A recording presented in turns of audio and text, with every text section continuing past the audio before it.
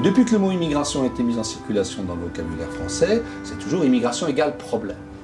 Constamment. C'est devenu presque un réflexe chez les gens. Hein.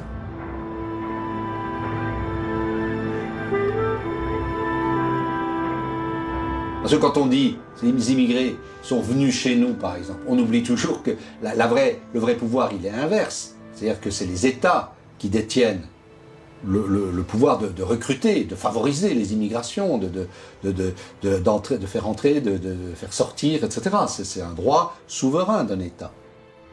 Ce sont les États qui maîtrisent, surtout dans le cas français, les politiques migratoires, et les politiques migratoires sont des éléments d'une politique de gestion du marché du travail.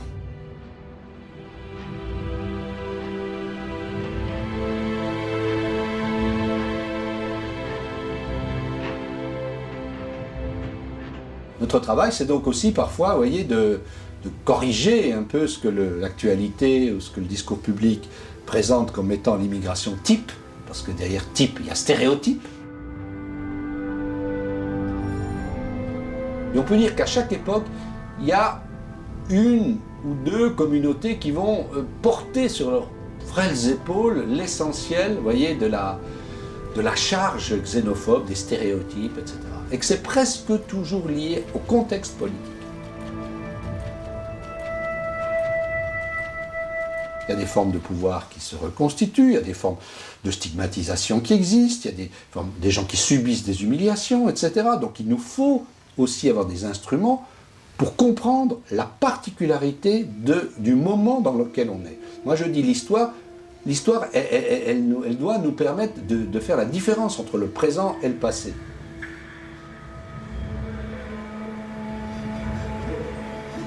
On voit toujours les méchants dans le passé, mais on ne comprend plus comment ça fonctionne dans l'aujourd'hui.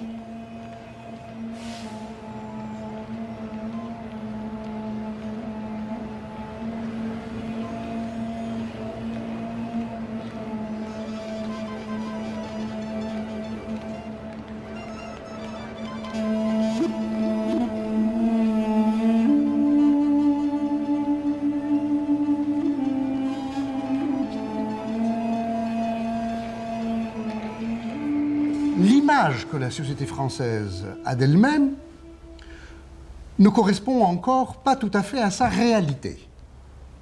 C'est-à-dire que le français, dans sa culture,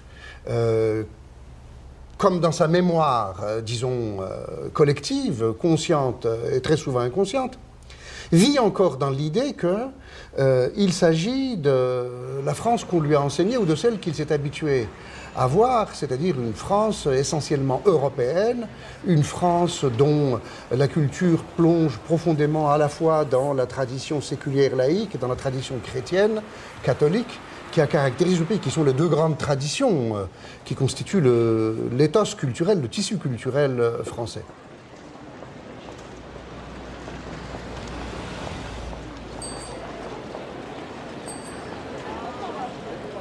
Et les Français, la société française, n'a pas encore tout à fait compris que la réalité de la France ne correspond plus tout à fait à l'imaginaire français.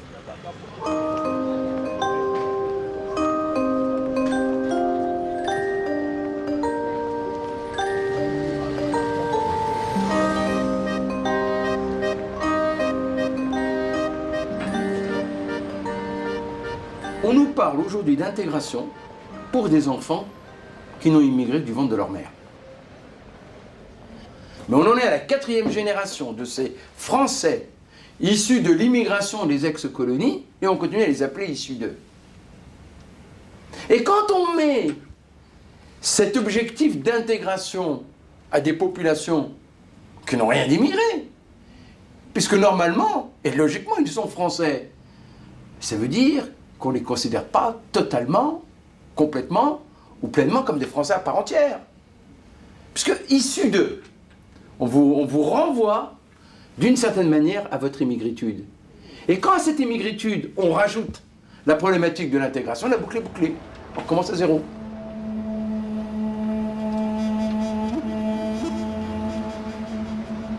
Cette problématique d'intégration, ce n'est pas une problématique des immigrés.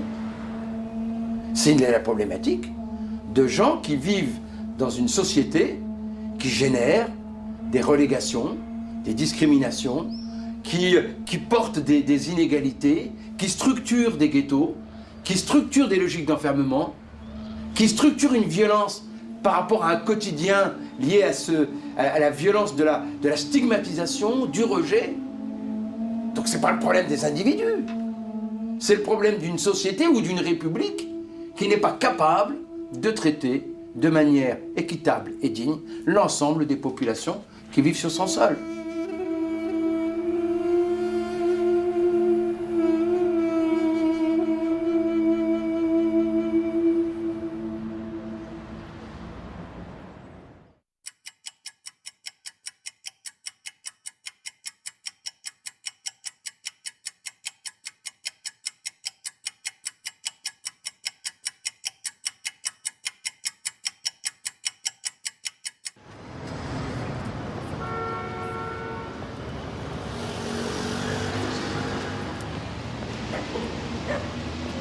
Quelle que soit la politique suivie, qu'il y a une certaine difficulté à intégrer des populations qui viennent de loin, dont beaucoup d'entre elles ont connu la tradition de la colonisation et qui peuvent entretenir d'une génération à l'autre le sentiment d'avoir été méprisées et discriminées, qui sont liées à des pays musulmans. Et dans la situation géostratégique du monde, on sait bien que le problème avec les pays musulmans n'aide pas au processus d'intégration des populations musulmanes devenues citoyennes des pays européens.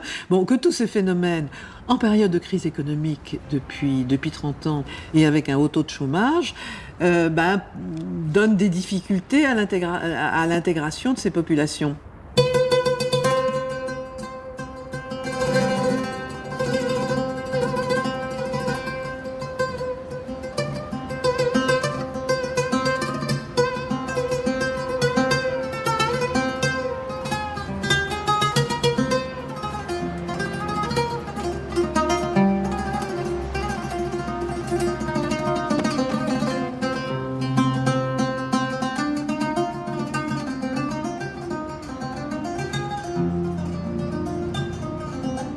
Je ne trouvais pas un emploi à la hauteur de mes diplômes, à la hauteur de mes compétences, que j'avais 10 ans d'expérience et qu'on me proposait que des postes d'assistante.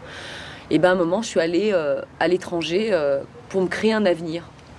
Et mon père me disait quelque chose de curieux. Il me disait, tu vois, moi je suis partie d'Algérie pour me créer un avenir, et toi tu retournes en Algérie pour te créer ton futur.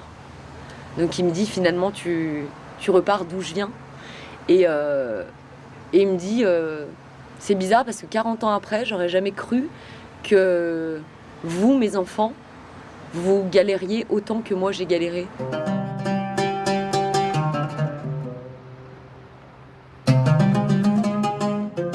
trouve que c'est dur parce que nos parents sont venus quand même pour se créer une vie ici, offrir un avenir à leurs enfants, leur balancer ça impunément, leur dire voilà, vos enfants aujourd'hui doivent prouver plus que quiconque qu'ils sont français.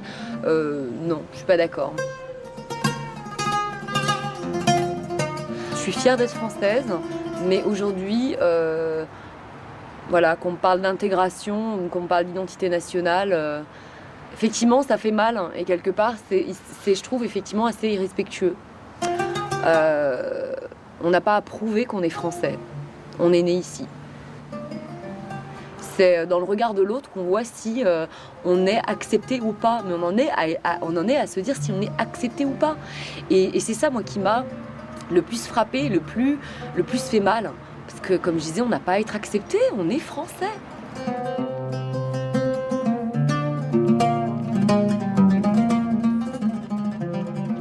Quand on parle d'identité nationale, je pense que c'est l'arbre qui cache la forêt. Je pense que pendant ce temps, on ne parle pas des réels problèmes de la France, des crises économiques, du chômage, des entreprises qui se délocalisent, des violences et autres.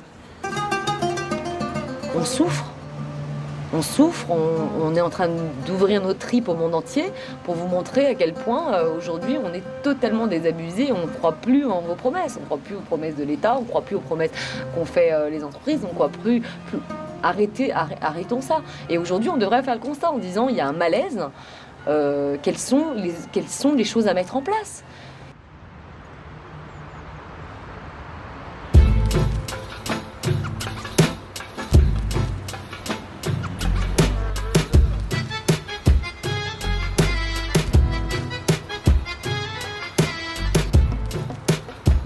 c'est un quartier où après ce mur-là, il y a ce bâtiment, après il y a le mur, et puis on a l'autoroute.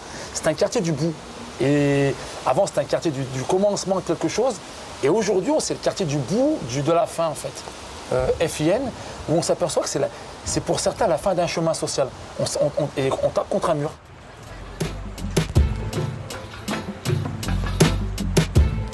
Comment se fait-il qu'alors que dans les années 70, ce type de quartier-là, c'était le début d'un commencement, d'une espérance, d'une énergie au plan social, parce qu'il y avait des plus-values sociales énormes, comment se fait-il qu'aujourd'hui, ça soit le quartier du bout, comme on dit, du bout du rouleau, du bout de ce qu'on ne peut plus aller.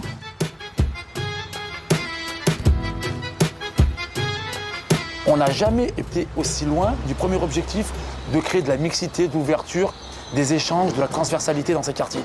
J'ai l'impression, plus on tend la politique de la ville, plus on y va, plus on s'en éloigne et plus le fossé se creuse.